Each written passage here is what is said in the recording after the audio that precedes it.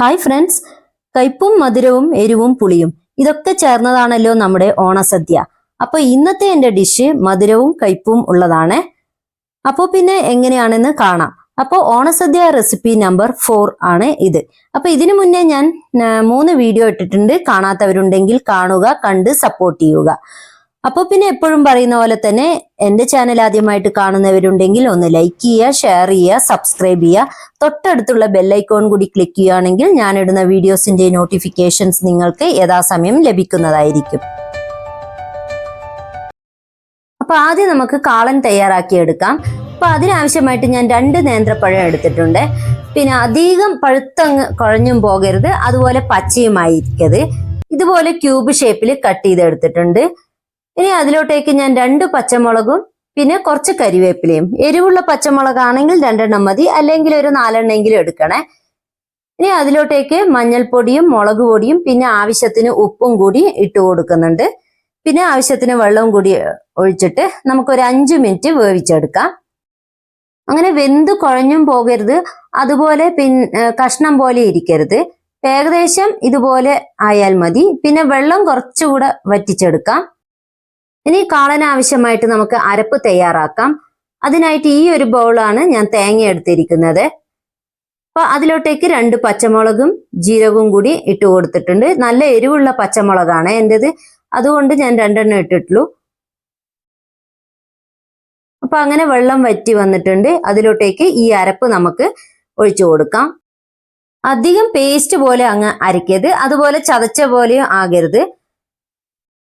ഇനി അതേ ബൗളിൽ തന്നെ അതേ അളവിൽ തേങ്ങ എടുത്ത അളവിൽ തന്നെ ഞാൻ തൈരും കൂടി എടുത്തിട്ടുണ്ട്. അപ്പൊ കട്ട തൈരായിരിക്കണം, പിന്നെ അധികം അങ്ങ് പുളിക്കാനും പാടില്ല. അപ്പൊ ഈ സമയത്ത് നമുക്ക് കുറച്ചും കൂടി ഉപ്പ് ഇട്ട് കൊടുക്കാം. തൈരൊക്കെ ഒഴിച്ചു കൊടുത്തതാണല്ലോ. അപ്പൊ കുറച്ച് കരിവേപ്പിലയും പിന്നെ ഉലുവാപ്പൊടിയും, അങ്ങനെ എല്ലാം നല്ലപോലെ മിക്സ് ചെയ്യുക.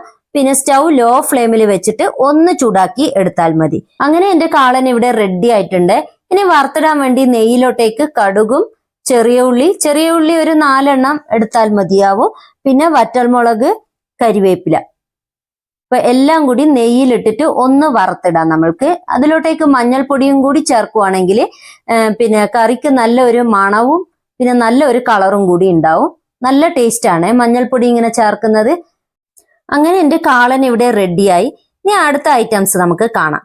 പാവയ്ക്ക മെഴുക്കുവരട്ടിയാണ് ഉണ്ടാക്കുന്നത്. അതിനായിട്ട് പാവയ്ക്ക ഇങ്ങനെ റൗണ്ട് ഷേപ്പിൽ ഞാൻ തിന്നായിട്ട് കട്ട് ചെയ്തെടുത്തിട്ടുണ്ട്. ഇനി അത് നമുക്ക് ഒരു ചീനച്ചട്ടിയിലോട്ടേക്ക് ഇട്ടിട്ട് വേവിച്ചെടുക്കണം. ആദ്യം തന്നെ അതിനാവശ്യമുള്ള പൊടികൾ മഞ്ഞൾപ്പൊടിയും പിന്നെ കുറച്ച് മുളക് പൊടിയും കൂടി ചേർത്തിട്ടുണ്ട്. പിന്നെ കാശ്മീരി ചില്ലിയും കൂടി ചേർത്തിട്ടുണ്ട്. പിന്നെ ആവശ്യത്തിന് ഉപ്പും.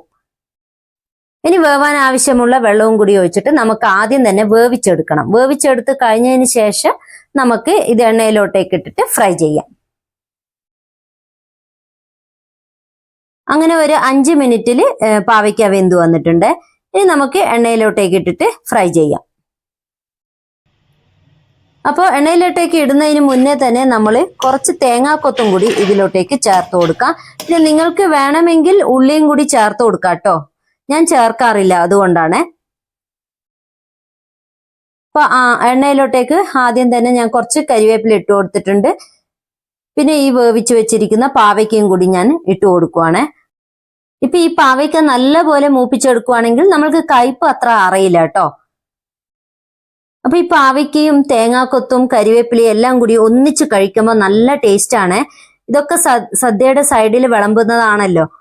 അപ്പൊ സദ്യയുടെ കൂടെ ഒരു ചെറിയ കയ്പും കൂടി ആവട്ടെ എന്ന് വിചാരിച്ചിട്ട് കയ്പക്ക മെഴുക്കുവരട്ടി ഞാൻ ഉണ്ടാക്കാറുണ്ട്. അപ്പോൾ അങ്ങനെ എൻ്റെ 2 ഡിഷും ഇവിടെ റെഡി ആയിട്ടുണ്ട്. ഈ ഓണത്തിന് എല്ലാവരും ഇങ്ങനെ ട്രൈ ചെയ്ത് നോക്കണം. ഞാൻ ഇങ്ങനെ പാവയ്ക്ക മെഴുക്കുവരട്ടിയും കാബേജ് തോരൻ അങ്ങനെയൊക്കെയാണ് ഞാൻ ഉണ്ടാക്കാറ് ഓണത്തിന്. അപ്പൊ ഈ 2 റെസിപ്പിയും എല്ലാവർക്കും ഇഷ്ടമായല്ലോ. എല്ലാവരും ഈ 2 റെസിപ്പിയും ഒന്ന് ട്രൈ ചെയ്ത് നോക്കണേ. അപ്പൊ ഇഷ്ടപ്പെട്ടെങ്കിൽ എല്ലാവർക്കും ഷെയറും കൂടി ചെയ്തു കൊടുക്കുക. അപ്പൊ ഇതുപോലെ തന്നെ ഈസി റെസിപ്പിക്ക് വേണ്ടി നിഷ വൈബ്സ് ഒന്ന് ഫോളോ ചെയ്യാൻ മറക്കരുത്. മറ്റൊരു ഓണസദ്യ വിഭവമായി അടുത്ത വീഡിയോയിൽ കാണാം. ബൈ.